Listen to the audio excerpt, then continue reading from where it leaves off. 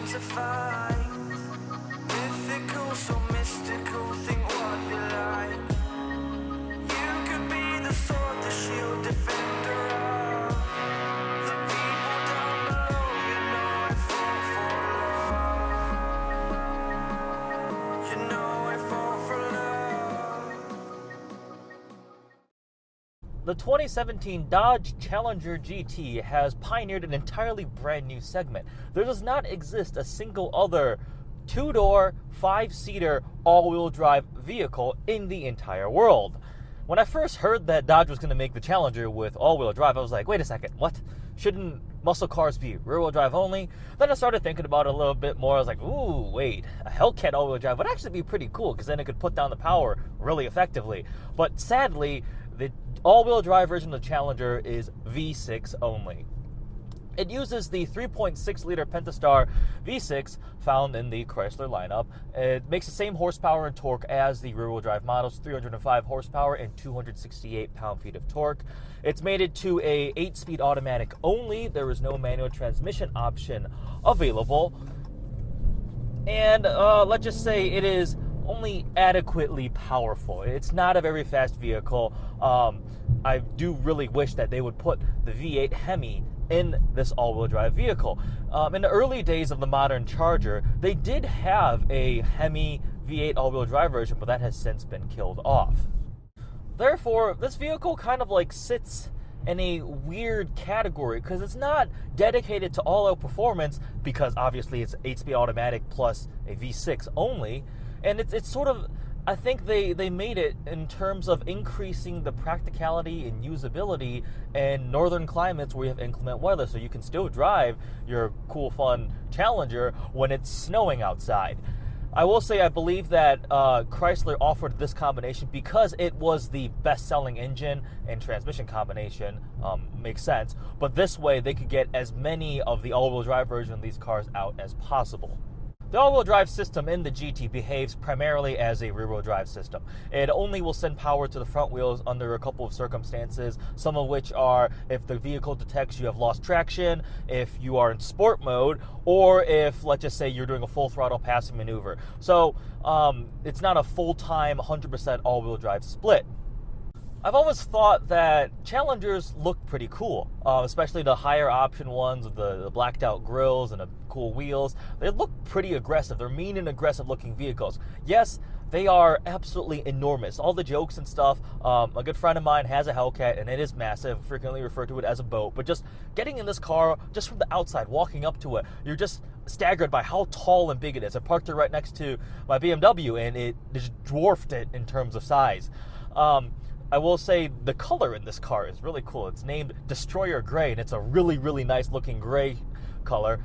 This looks pretty similar to a regular V6 model. There are just a couple of little badges, GT badges on the side, that denote that this is the all-wheel drive model. On the inside, most of the Challengers of this generation have all been really, really nice. Great materials, pretty nice. Hey, the Alpha 4C. But for this vehicle, you need to get the GT interior package. What that brings is the upgraded sound system. You get the sports steering wheel. You actually get SRT seats, which are a nice combination of Alcantara and some nice leather on them. It's actually the only time you can get the SRT type seats on a V6 model. This vehicle also has the brand new Uconnect system. This screen, it actually responds really, really quickly, really fluid motions. I will say I was actually really impressed. This car has cooled seats. Heated and cooled seats and heated steering wheel. That's pretty nice. I mean, it sort of does make sense for a vehicle designed for northern climates to have a heated steering wheel and heated seats. One weird thing, I was talking to my friend Andrew, this specific vehicle is not equipped with remote start, which you'd think that would be bundled with like the climate package for being in cold Michigan winters, so you can start your car up and have it warm up. It's actually bundled with some other driver package that this car was not equipped with. Either way, this updated screen, it works really great. Not a huge fan of the aspect ratio. I don't like a square looking screen, but the touching, the graphics, the responses, excellent. Once you start driving the GT, you can kind of almost immediately tell that this wasn't set up to be a all-out performance muscle car. This is a big, the GT kind of fits it, cruiser. It's pretty comfortable. It rides really smoothly. The transmission shifts nice and smooth, but it doesn't respond very quickly, even in sport mode. The paddles, I mean, it's slow. It's not a particularly fast vehicle. It's actually not fast at all. It's heavy, but it's very comfortable, and it just cruises along.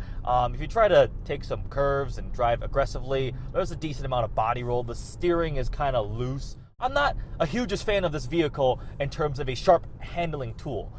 This is something you get when you want the looks, the aggression, the cool two-door coupe version of the Chrysler muscle car, but you're not going to go take it to track days. You just want something to drive around that has the looks and is nice and comfortable. Interior is excellent. It rides really comfortably.